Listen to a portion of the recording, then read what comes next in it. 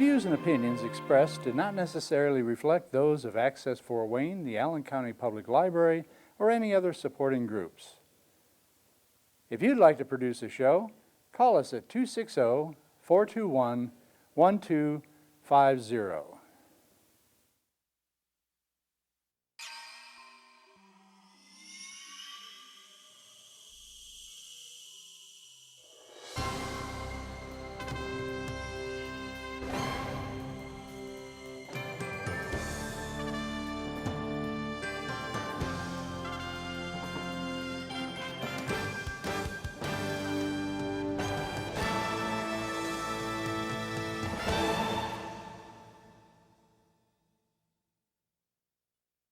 I want to welcome all of you to this evening's program presented by Ford for Fitness.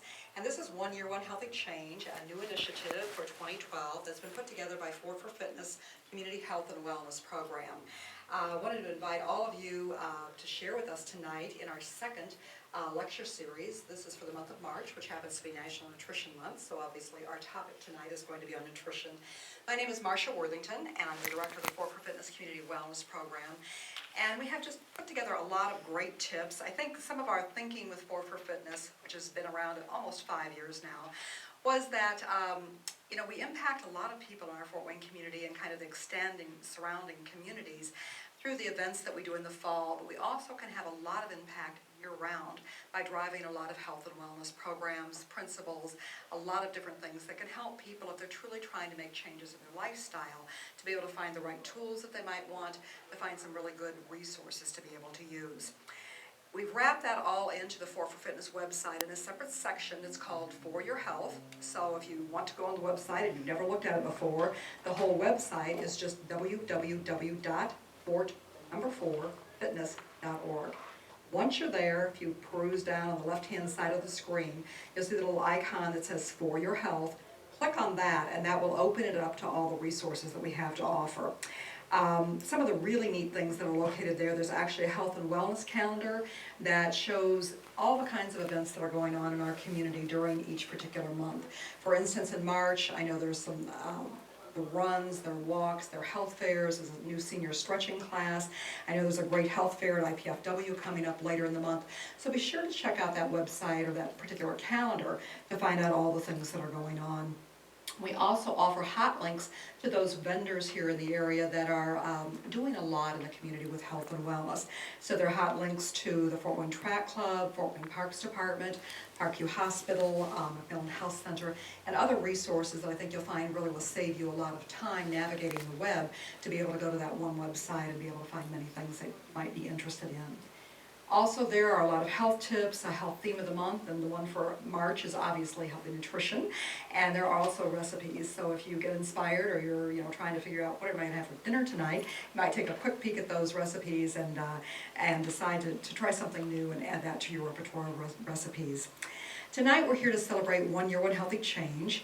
And the goal of this whole initiative through the Ford for Fitness Community Wellness Program is really to throw out the challenge to our community to really look at your current health habits and to say, how might I need to tweak them a bit? If there's something I need to do in the area of physical activity, or this year I'm really going to decide I am going to become smoke-free. So we put together a lot of great tools, and some of you, as you walked in this evening, you received some of those. One is a motivational calendar that truly is the month of March, and every day it has a motivational tip for how to keep on track with making healthy lifestyle changes. I don't know about all of you, but I find that sometimes I'm pretty motivated to eat more healthily and to be more physically active. And there are other days that I truly need motivation and I really don't want to do it. And so I think sometimes by having a tool, just that quick motivational calendar that I put on a magnet on my refrigerator is just a good daily reminder to keep me tracking in the direction that I really want to go. Tonight we celebrate with the second in our series of Learning to Change many educational lectures. Last month, February, was our kickoff. Our topic then was weight management, and it was also tied into heart health because that was Heart Month. We had Dr. Mark O'Shaughnessy, a cardiologist with Parkview Physicians Group Cardiology, and also Mike Danley, Snyder coach and Biggest Loser contestant, were the programmers for that particular event.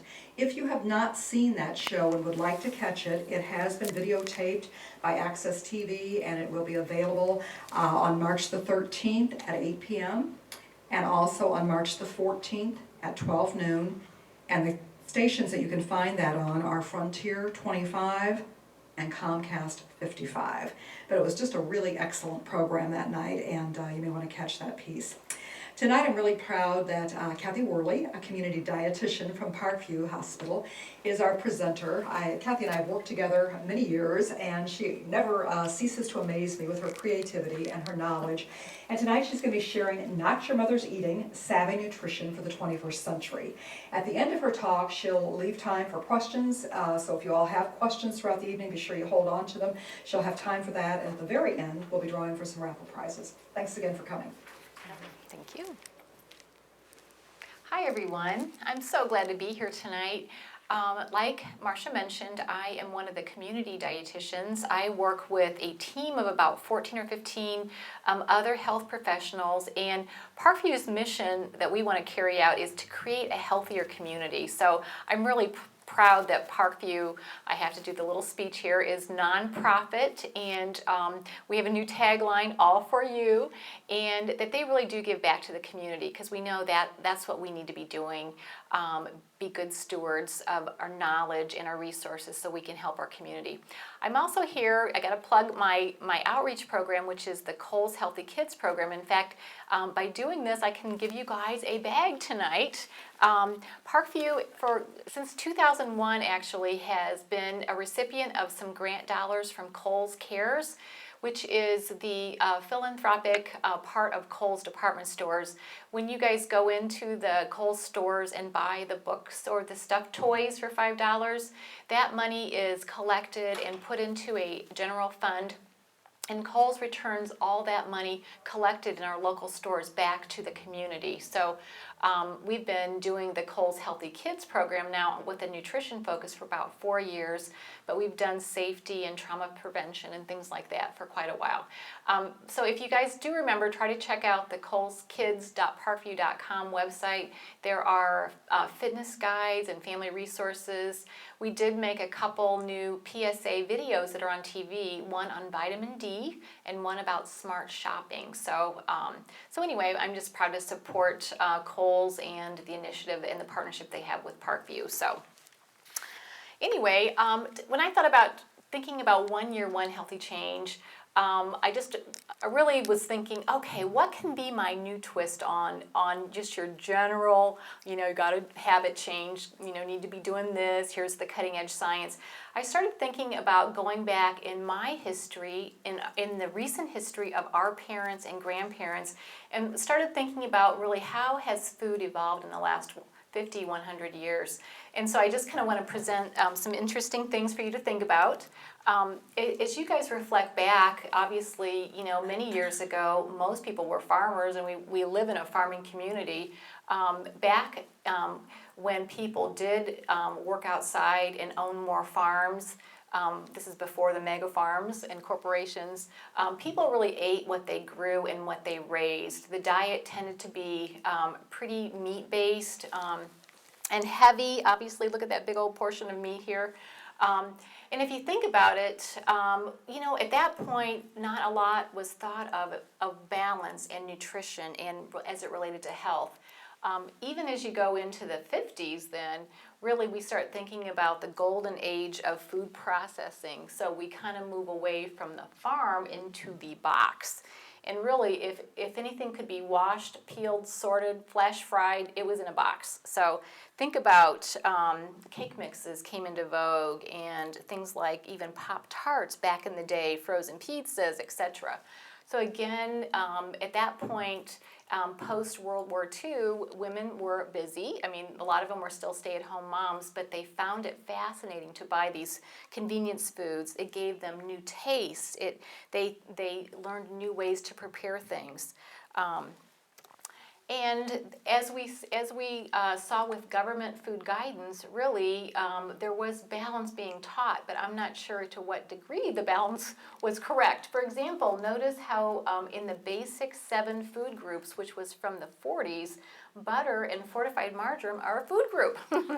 So anyway, but again, that was, really the current knowledge. They knew that we needed a variety of food. Maybe they didn't know exactly, what certain things did as we ate to excess. The basic 4 then is on the far right of your screen, and that really was one more way the government could give us a more simplified way of looking at what we needed. So fruits and vegetables were grouped together, milk, meat, and then you had that bread and cereal group. Okay, so as we look back then, what was in your mom's refrigerator and pantry? Oh, I tell you what, so I'm just going with what my mom had. Now, my mom was a nurse, and she did know a lot, but I tell you what, I still saw Jell-O, of course, and my grandma, really, I saw a lot of Jell-O with my grandma. So the molded salads were in vogue, the whole milk, the white bread. My mom loved Braunschweiger and ham salad. Has anybody heard of those food items? Of course, potato flakes, or in fact, my husband bought some potato flakes and said, honey, we have to show these kids what these are. I'm like, no! But potato spuds, potato buds, potato flakes were common foods, or even Betty Crocker dried scalloped potato mix. Of course, the good old Hydrox cookies, which got edged out by Oreos. You had your share of TV dinners, and of course, those good old casseroles made with Velveeta. Oh, yum.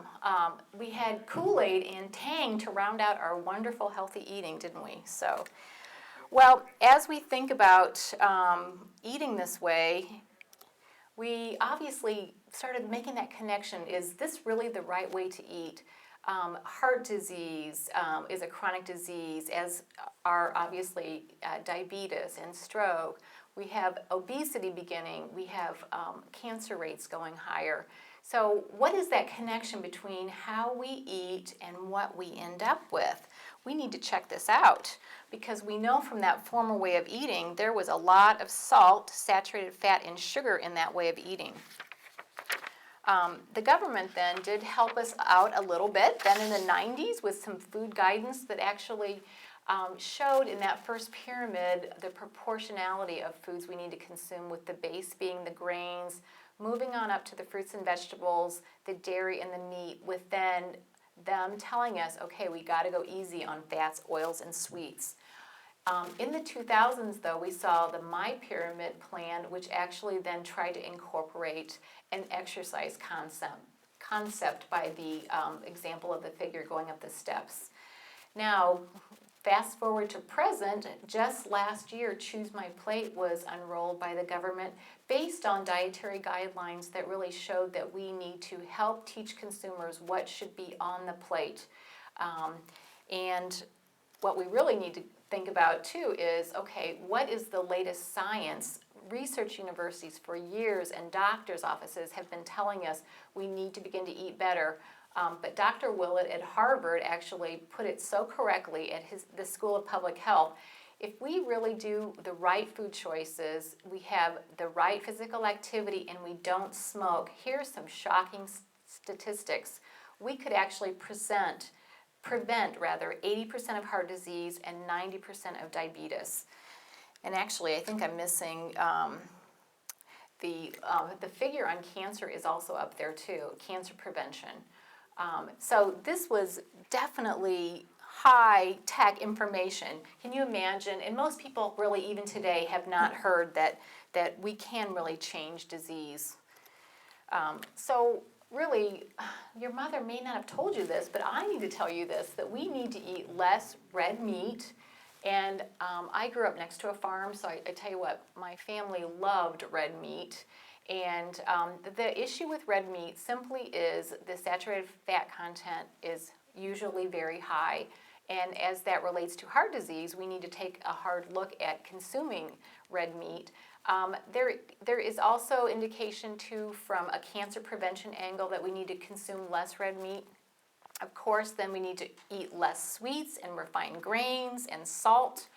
I know there's a lot of confusion out in the public about what a refined grain is and what a whole grain is.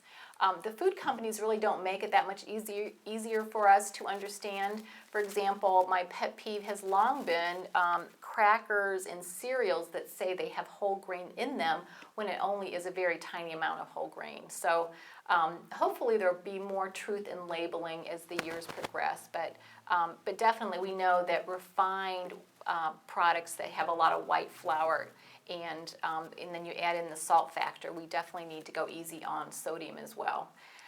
Okay, we need to drink fewer sugary beverages. That seems like a no-brainer, but it actually, I think the tide is beginning to change a little bit with sugary beverages. Definitely replace unhealthy food with vegetables, fruit, beans, whole grains, and smaller amounts of fish, poultry, and low-fat dairy. And I'm going to show you a picture of a day's worth of eating that highlights that. This actually is a piece of literature from the Nutrition Action Health Letter, which is out of Washington, D.C. It's a consumer group that does solid science and reports on it.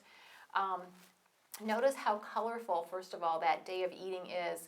And it's showing the correct balance of protein, complex carbohydrates, and a plethora, really, of vegetables and fruits with low-fat dairy, and just a tiny bit of sweets in those little miniature cookies we have there. So everyone knows that we need